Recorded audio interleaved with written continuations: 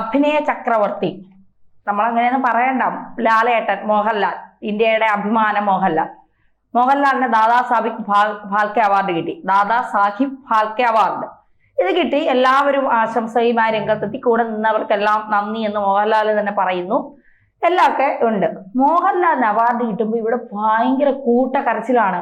എന്തുകൊണ്ട് മമ്മൂട്ടിക്ക് കൊടുത്തില്ല, മോദിയുമായിട്ട് അടുപ്പമുള്ളത് കൊണ്ടാണ് ഈ അവാർഡ് കിട്ടിയത്, അല്ലെങ്കിൽ ഈ അവാർഡിന് അർഹനല്ല മോഹൻലാൽ, ഇങ്ങനെയൊക്കെ പറഞ്ഞ് അങ്ങ് കരച്ചിലാണ്. അതായത് ഈ പാകിസ്ഥാൻ ജയിക്കുമ്പോ ഉണ്ടാവുന്ന ഒരു ഇതില്ലേ, കഴിഞ്ഞ പാകിസ്ഥാന് കൈ കൊടുത്തില്ല എന്ന് പറഞ്ഞ അതേ ആൾക്കാർ തന്നെ ഇപ്പൊ മോഹൻലാലിന് കിട്ടുമ്പോഴും കിടന്ന് കരയുന്നത്. യഥാർത്ഥത്തിൽ ലാലേട്ടൻ ഈ അവാർഡ് വാങ്ങാൻ യോഗ്യനല്ലേ? മോഹൻലാൽ അല്ലാതെ മറ്റൊരു യോഗ്യൻ നിലവിലില്ല എന്ന് തന്നെ പറയേണ്ടി വരും മലയാള സിനിമയിൽ. മമ്മൂട്ടിയെ തള്ളി പറയുന്നതല്ല. തീർച്ചയായിട്ടും നമ്മൾ ഞാൻ 10ാം ക്ലാസ്സിൽ പഠിക്കുന്ന സമയത്തായിരുന്നു, എനിക്ക് 2008 ആ സമയത്ത് ഒരു സർവേ നടത്തിയപ്പോൾ ഏറ്റവും മോസ്റ്റ് പോപ്പുലർ മലയാളി എന്ന് പറയുന്നത് മോഹൻലാലാണ്. മോസ്റ്റ് പോപ്പുലർ, അതായത് ലോകത്തിൽ കേരളം അറിയപ്പെടുന്നത് മോഹൻലാലിന്റെ പേരിലുള്ള അങ്ങനെയുള്ള സ്ഥലങ്ങളുണ്ട്. മോഹൻലാലിന്റെ നാടല്ലേ എന്ന് ചോദിക്കുന്ന, അതായത് അത് കാരണം നമ്മൾ തിരുവനന്തപുരം എന്ന് മാത്രമല്ല മൊത്തത്തിൽ കേരളം തന്നെ. കാരണം നമ്മൾ ഇപ്പൊ ഞാൻ എൻ്റെ ഒരു പഴയ ഫോട്ടോ എടുത്ത് നോക്കിയപ്പോൾ അതിൽ ചെറിയൊരു ചരിവ്, അങ്ങനെ നമ്മളിൽ എല്ലാവരിലും ഉണ്ട് അദ്ദേഹം, അല്ലേ? അങ്ങനത്തെ ഒരു ഇതാണ്. അത് മാത്രമല്ല, മുണ്ടുടുക്കുമ്പോൾ മോഹൻലാൽ ആയോടാ, നീ എന്തോ മോഹൻലാൽ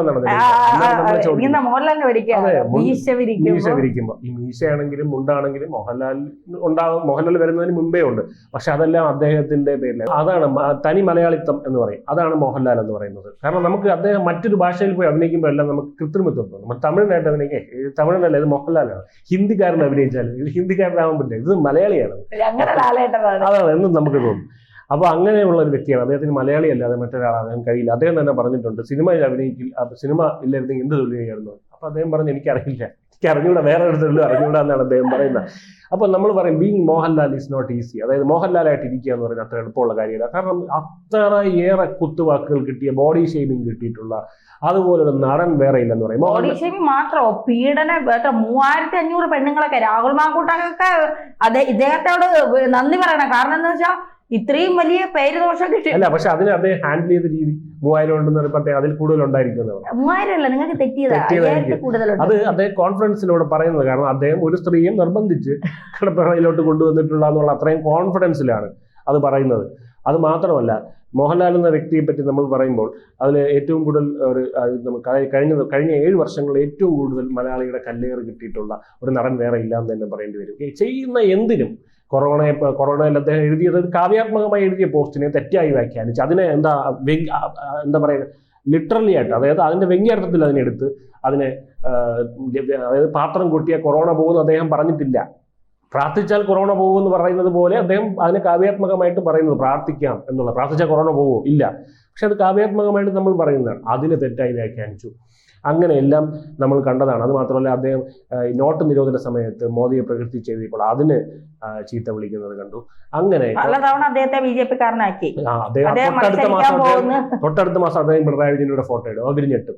ഇദ്ദേഹം ജമാഅത്ത് ഇസ്ലാമിയുടെ പരിപാടിയിലും പങ്കെടുക്കും, RSSന്റെ പരിപാടിയിലും പങ്കെടുക്കും. കാരണം എന്താണ്, മോഹൻലാൽ എന്ന് പറയുന്നത് മലയാളിക്ക് സ്വന്തമായിട്ടുള്ള, അദ്ദേഹം തന്നെ പറഞ്ഞിട്ടുണ്ട്, ഈ കല്ലെറിയുന്നതിൽ വിഷമമില്ല എന്ന് ജോൺ ബ്രിട്ടാസ് ചോദിച്ചപ്പോൾ അദ്ദേഹം പറയുന്നത്, ആളുകൾ പബ്ലിക് പ്രോപ്പർട്ടിയിലല്ലേ കല്ലെറിയുള്ളൂ, ഞാൻ അവരുടേതാണ് എന്നാണ് അദ്ദേഹം പറഞ്ഞത്. അതാണ് പറയുന്നത്, മോഹൻലാൽ എത്തി നിൽക്കുന്ന ഉയരങ്ങളിൽ ഒരു നെഗറ്റിവിറ്റിക്കും എത്താൻ കഴിയില്ല.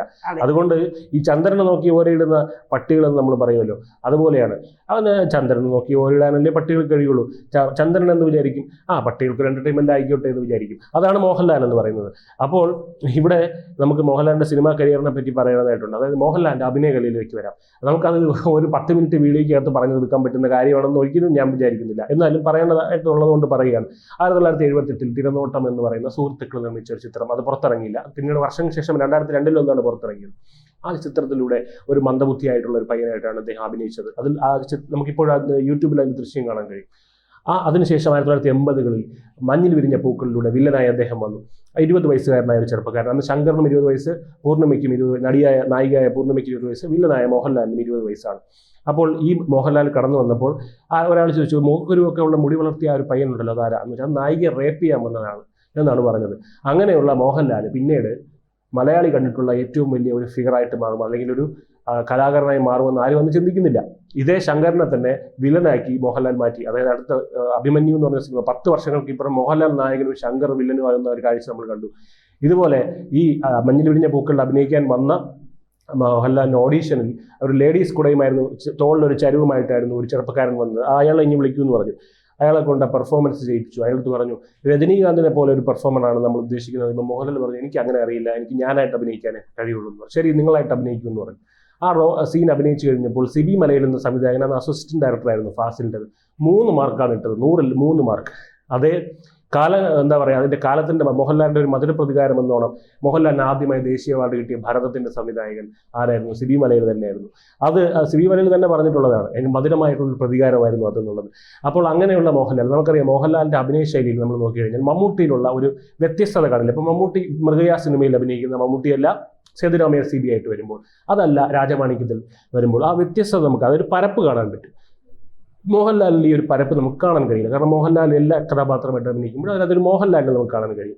പക്ഷേ മോഹൻലാലിൻ്റെ അഭിനയം അങ്ങനെയുള്ള പരപ്പിലല്ല, ആഴത്തിലാണ് ഇരിക്കുന്നത്. അതായത് ഒരു കഥാപാത്രമായിട്ട് മാറുമ്പോൾ അദ്ദേഹത്തിൻ്റെ ഏറ്റവും ആഴത്തിലുള്ള മനോവ്യവഹാരങ്ങൾ വരെ അദ്ദേഹത്തിന് അറിയാം. കിരീടത്തിലെ സേതുമാധവനാവുമ്പോൾ അത് ഞാനല്ലേ എന്ന് നമുക്ക് തോന്നുന്നത് അതുകൊണ്ടാണ്. അല്ലാതെ എനിക്കറിയാവുന്ന ഒരാളെന്നല്ല, അത് ഞാൻ തന്നെയല്ലേ എന്ന് നമുക്ക് തോന്നുന്ന പവിത്രത്തിലെ ചേട്ടച്ചനായാലും എന്താ പറയുക, പറയാൻ സിനിമകൾ തുടങ്ങി കഴിഞ്ഞാൽ ഒരുപാടുണ്ട്, പറഞ്ഞ് നമുക്ക് തീർക്കാൻ പറ്റില്ല. എനിക്ക് പെട്ടെന്ന് നമുക്കിങ്ങനെ ഇൻഫർമേഷൻ ഇങ്ങനെ ഓവർലോഡ് വരും, അതുകൊണ്ട് കുറേ പറയാൻ കഴിയില്ല. ഒരുപാട് സിനിമകളുണ്ട്.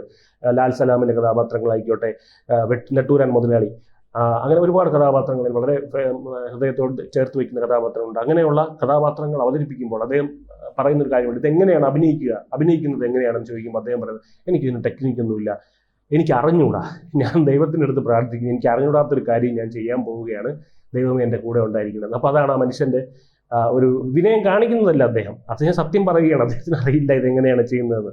അദ്ദേഹത്തിന് സ്വസിദ്ധമായി വഴങ്ങുന്ന ഒരു കാര്യമാണ്. അതായത് ചിലർക്ക് ഇതുപോലെ സ്വസിദ്ധമായി വിഷം പറഞ്ഞു വിടാൻ പറ്റുന്നില്ല. ഇതുപോലെ ഇദ്ദേഹത്തിനെതിരെ അവരോട് ചോദിക്കാൻ അവർ പറയാം നമുക്കറിയില്ല, അത് സംഭവിക്കുന്നതാണ്. മോഹൻലാലിനെതിരെ നിങ്ങൾക്ക് ഇത്ര വിഷത്തോടെ എങ്ങനെയാണ് ഇങ്ങനെ തുപ്പാൻ പറ്റുന്നതെന്ന് വെച്ച് കഴിഞ്ഞാൽ അത് സംഭവിക്കുന്നതാണ് മോനെ എന്ന് അവർക്ക് പറയാൻ പറ്റും. അത് തന്നെയാണ് മോഹൻലാലും പറയുന്നത്. അഭിനയിക്കുന്നത് എങ്ങനെയാണെന്ന് ചോദിക്കുമ്പോൾ അദ്ദേഹത്തിന് എനിക്ക് സ്വസിദ്ധമായിട്ടുള്ള പൂവിനോട് ചോദിക്കുകയാണ് എങ്ങനെയാണ് സുഗന്ധം പരത്തുന്നതെന്ന് ചോദിച്ചു കഴിഞ്ഞാൽ പൂ എന്ത് പറയും? മോഹൻലാൽ പറയുന്ന പോലെ അറിയില്ല പോലെ എന്ന് പറയും. അപ്പോൾ അത് തന്നെയാണ് നമ്മൾ കാണുന്നത്. അതിൽ ഈ അവാർഡിൻ്റെ ഒരു പ്രത്യേകത എന്ന് പറഞ്ഞു കഴിഞ്ഞാൽ ഈ അവാർഡ് മുമ്പ് കിട്ടിയിട്ടുള്ളത് അടൂർ ഗോപാലകൃഷ്ണൻ മാത്രമാണ്, മലയാളി എന്നുള്ള രീതിയിൽ. പിന്നെ ഇത് സത്യജിത് റേക്കാണ് ഈ അവാർഡ് തുടങ്ങിയത്. പിന്നെ അതിനുശേഷം രാജ് കപൂർ, ലതാ മങ്കേഷ്കർ, ദേവാനന്ദ്, അമിതാഭ് ബച്ചൻ പോലുള്ള ഒരുപാട്, രജനീകാന്ത്, കമലഹാസന് ഇത് കിട്ടിയിട്ടുണ്ട്. അപ്പോൾ ഇനി ഇദ്ദേഹത്തിന് കിട്ടാൻ ഭാരതത്തിൻ്റെയും പത്മവിഭൂഷൺ മാത്രമേ ബാക്കിയുള്ളൂ. ബാക്കി എല്ലാ പരമോന്നതമായിട്ടുള്ള ബഹുമതികളും ഇതേ കിട്ടിക്കഴിഞ്ഞ് ഇനി ഒന്നും നേടാനില്ല, ഇവരോടൊന്നും തന്നെ തെളിയിക്കാനും ഒന്നുമില്ല. 1986 രാജാവിൻ്റെ മകൻ എന്ന സിനിമ ഇറങ്ങി സൂപ്പർ സ്റ്റാർ പദവിയിലേക്ക് 26-ാം വയസ്സിൽ കടന്നു വന്ന മനുഷ്യനാണ് അദ്ദേഹം. അന്ന് അത് പറഞ്ഞിരുന്നു, മമ്മൂട്ടി നിരസിച്ച ഒരു കഥാപാത്രമായിരുന്നു ഈ രാജാവിൻ്റെ മകനിലെ വിൻസെന്റ് തോമസ് എന്ന് പറയുന്ന അണ്ടർവേൾഡ് ഡോൺ. അന്ന് ഈ ഇതിൻ്റെ തിരക്കഥ എഴുതിയ ആളെ കൊതിപ്പിക്കാൻ വേണ്ടി മമ്മൂട്ടി അദ്ദേഹത്തിൻ്റെ മുറിയിൽ വന്നിരുന്ന് അഭിനയിച്ചൊക്കെ കാണിക്കുമായിരുന്നു ഇങ്ങനെ. അപ്പോൾ ഇദ്ദേഹത്തിന് ഒരു കൊതിക്കറിവ് തോന്നുന്നു. അത് ഷൂട്ടിംഗ് നടക്കുന്ന സമയത്താണ് കൊതിക്കറിവ് തോന്നുന്നു, അയ്യോ ഈ മമ്മൂട്ടി കൊണ്ട് ചെയ്യിപ്പിച്ചാൽ മതിയായിരുന്നു എന്ന്. പക്ഷേ പടം ഇറങ്ങി കഴിഞ്ഞപ്പോഴത്തേക്ക് മമ്മൂട്ടി ചെയ്യുന്നതിനേക്കാൾ എത്രയും മുകളിൽ പോയി എന്ന് ഞാനല്ല പറയുന്നത്, ഇതിൻ്റെ തിരക്കഥാകൃത്ത് തന്നെയാണ് പറയുന്നത്. അങ്ങനെയൊക്കെ സംഭവിച്ച ഒരു കാര്യമാണ്. നമുക്കറിയാം 89-ൽ ഇറങ്ങിയ കിരീടത്തിൽ അസാമാന്യമായ മോഹൻലാൽ തളം കെട്ടി നിന്ന് അഭിനയം പുറത്തു വന്നു എന്നാണ് പറയുന്നത്. 29 വയസ്സാണ്, 29 വയസ്സുള്ള മോഹൻലാലാണ് കിരീടത്തിലെ സേതുമാധവനെ ചെയ്തതെന്ന് പറയാൻ അവിശ്വസനീയമാണ്.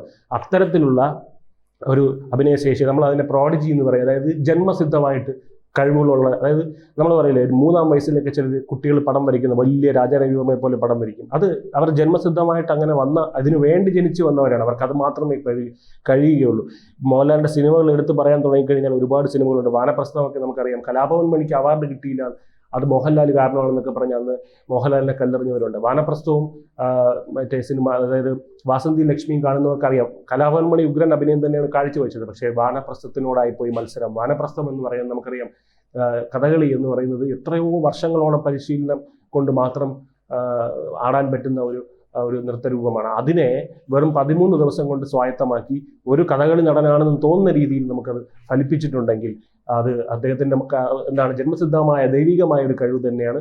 അത് മാത്രം നമ്മൾ ഇതിനോട് ചേർത്ത് വയ്ക്കേണ്ടതായിട്ടുള്ള ഒരു കാര്യമാണ്. ഇദ്ദേഹത്തിൻ്റെ അഭിനയ ശൈലിയിൽ അദ്ദേഹം പറയുന്ന ഒരു കാര്യമാണ്, ഞാൻ അഭിനയിക്കുമ്പോൾ എനിക്ക് മറ്റൊരു കഥാപാത്രം ആവാൻ ഞാൻ ശ്രമിക്കാറില്ല. കഥാപാത്രത്തിനെ ഞാനാക്കി മാറ്റാൻ ശ്രമിക്കുകയാണ് ചെയ്യുന്നത്. ഇത് പറഞ്ഞത് മമ്മൂട്ടിയാണ്. അതായത് മോഹൻലാൽ കഥാപാത്രമാവാറില്ല, കഥാപാത്രത്തിനെ മോഹൻലാലാക്കി മാറ്റും. ഞാൻ നേരെ തിരിച്ചാണ് എന്ന് പറയുന്നത്. അപ്പോൾ നമുക്ക് മമ്മൂട്ടിയാണെങ്കിലും മോഹൻലാലാണെങ്കിലും വളരെ പ്രിയപ്പെട്ട ആൾക്കാരാണ്. നമുക്ക് രാമന്റെയും കൃഷ്ണന്റെയും കാര്യം പറയുന്ന പോലെയാണ്. അതായത് രാമൻ എന്ന് പറയുന്നത് നമുക്ക് വളരെ ബഹുമാനത്തോടെ നമ്മൾ കാണുന്ന ആ ഒരു ദൈവികമായിട്ടുള്ള രൂപമാണ്. നമ്മൾ രാമനെ ബഹുമാനത്തോടെ ആദരവായിട്ടോടെ ആദരിക്കും. പക്ഷേ കൃഷ്ണൻ എന്ന് പറയുമ്പോൾ നമ്മൾ അതിനെ എങ്ങനെയാണ് കാണുന്നത്? നമ്മൾ കണ്ണനെന്ന് വിളിക്കും, കള്ളനെന്ന് വിളിക്കും, വെണ്ണക്കണ്ണെന്ന് വിളിക്കും. അപ്പം മലയാളിക്ക് അത്രമേൽ പ്രിയപ്പെട്ട ഒരു നടൻ മോഹൻലാൽ ആവുന്നത് അതുകൊണ്ടാണ്. മോഹൻലാൽ തന്നെ ഉത്തരം പറഞ്ഞിട്ടുണ്ട്, എന്തോ എന്നെ ഇഷ്ടമാണ് മലയാളികൾക്ക്.